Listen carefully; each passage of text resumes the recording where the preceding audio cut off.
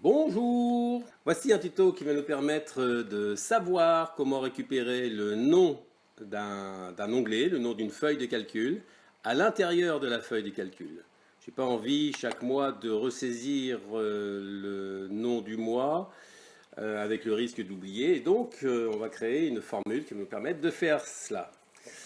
Comme la formule n'est pas très simple, je vais la faire en deux étapes. Première étape, donc je vais me positionner dans une cellule complètement à part, qui sera destinée à être effacée par la suite. Dans l'assistant fonction, fx, il y a dans les catégories de fonctions une catégorie particulière qui s'appelle information, qui permet de récupérer, comme son nom l'indique, des informations sur l'environnement par lui-même. Et là, ce n'est pas du tout intuitif. La fonction qui s'appelle cellule va nous permettre voilà, de récupérer certaines informations. L'aide ici n'est pas très claire. On peut se dire je vais aller voir l'aide sur cette fonction pour nous permettre de savoir justement tout ce qu'on peut récupérer là-dessus, dans cette fonction cellule. Et donc dans l'aide qui apparaît, voilà, l'aide qui apparaît, dans le type d'info, on voit qu'on peut récupérer l'adresse d'une certaine cellule, le numéro de colonne, la couleur, etc., etc. Et on voit qu'il y a quelque chose qui s'appelle nom de fichier. Ça veut dire, on pourrait penser qu'en mettant nom de fichier ici, comme c'est indiqué à côté, on va récupérer le chemin d'accès complet du fichier qui contient une référence sous forme de texte. Alors pour ne pas recopier directement le nom de fichier, je vais faire un petit CTRL-C à partir de là. Et dans ma boîte de dialogue, dans type info, je vais faire un CTRL-V. Ici, ce n'est pas une information qui est attachée spécifiquement à une cellule. Et donc, je ne vais pas mettre de référence dans la mesure où c'est un argument qui n'est pas obligatoire. On voit que c'est en gris clair ici. Donc, je valide ça directement. Et on constate quoi? Que ça nous renvoie un message d'erreur. Parce que l'aide est bien faite, certes. Mais l'astuce, c'est qu'il ne faut pas mettre nom de fichier véritablement, mais il faut le mettre en anglais, le terme anglais qui permet de faire ça, c'est-à-dire file name. Et là, je récupère effectivement le nom complet du fichier. Alors évidemment, là, je l'ai mis ici, c'est pas terrible parce qu'on ne voit pas ce qui se passe à droite. Je vais plutôt mettre ça un peu plus loin ici. Voilà. Et on se rend compte que cette cellule-là nous renvoie complètement à droite du résultat le nom de l'onglet. Alors là, il est intéressant d'analyser un petit peu ce qui se passe, où se trouve véritablement le nom de l'onglet. Le seul caractère qui permet de démarquer l'endroit où va commencer le nom de l'onglet, c'est ici. Ce qui suit véritablement le nom du document par lui-même, c'est un crochet fermé.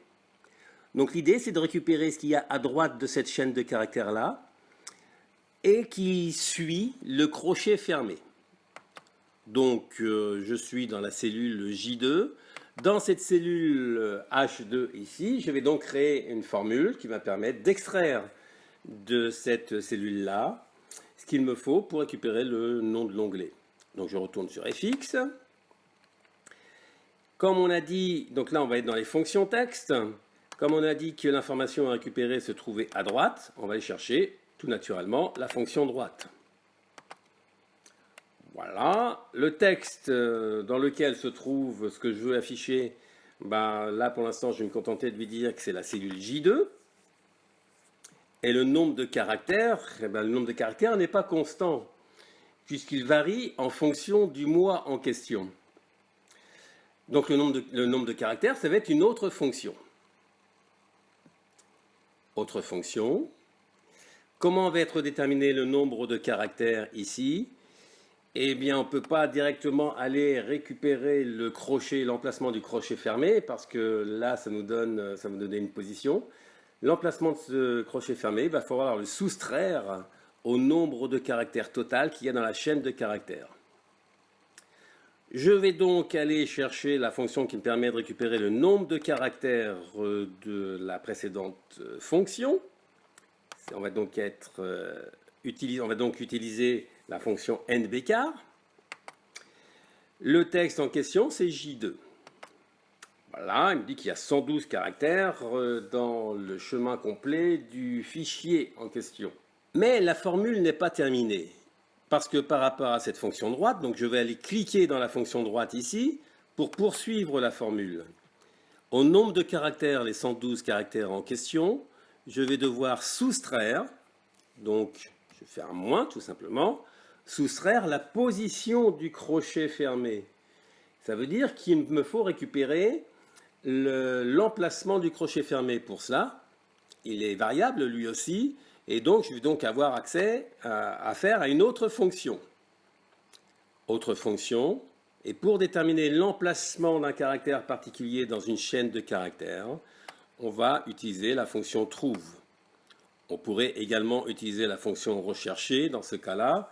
La différence entre les deux fonctions, c'est que la fonction rechercher est sensible à la casse. Fait les différences entre les majuscules et les minuscules, ce qui n'est pas le cas de la fonction trouve. Donc trouve quoi? Ah, là, évidemment, le petit bug d'affichage dans l'assistant fonction qu'on est coutume de voir lorsqu'on travaille sur Excel, c'est-à-dire qu'on ne voit pas bien de quoi sont constitués les arguments de la fonction. Pour corriger ça, je suis dans la fonction trouve, je vais simplement cliquer dans la barre de formule ici sur le nom de la fonction trouve. Et là, ça corrige correctement l'alignement des arguments. Je reviens dans texte chercher.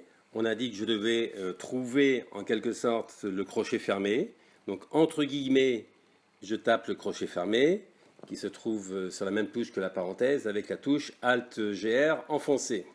Et je ferme le guillemet.